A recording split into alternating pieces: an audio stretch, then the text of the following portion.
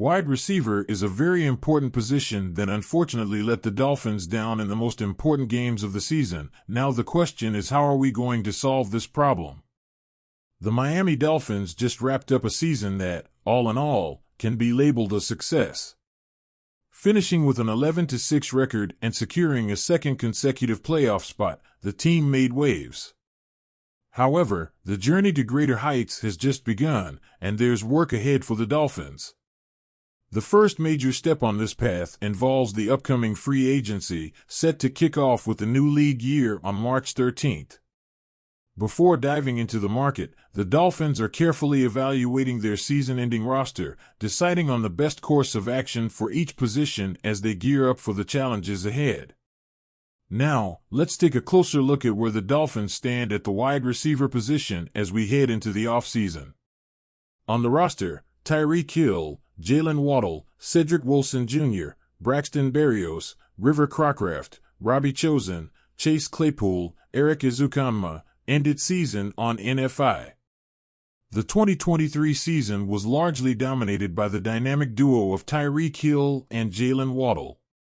Hill was on pace to become the first 2,000-yard receiver in NFL history until injuries slowed him down in the final weeks. Other receivers didn't quite shine as bright, though Wilson bounced back impressively after being somewhat overlooked in 2022.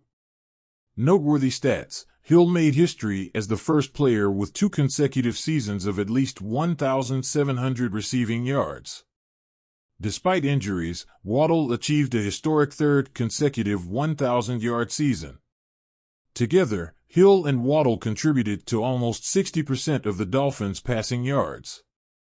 Contract status: Hill secured until 2026, Waddle signed through 2024, with a likely 5th-year option, and Ezukanma under contract until 2025. However, the rest of the wide receiver lineup, Wilson, Claypool, Chosen, Crocraft, and Berrios, are set to become unrestricted free agents on March 13th.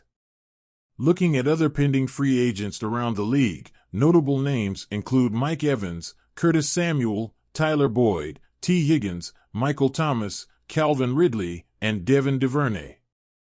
While Hill remains the cornerstone of the passing game, the Dolphins would benefit from finding a more consistent third option at wide receiver. With 5 pending free agents, changes are inevitable, and the wide receiver group is likely to undergo a transformation before training camp. Prioritizing among these free agents becomes crucial, and at this point, it seems that Crocraft and Berrios might top the list.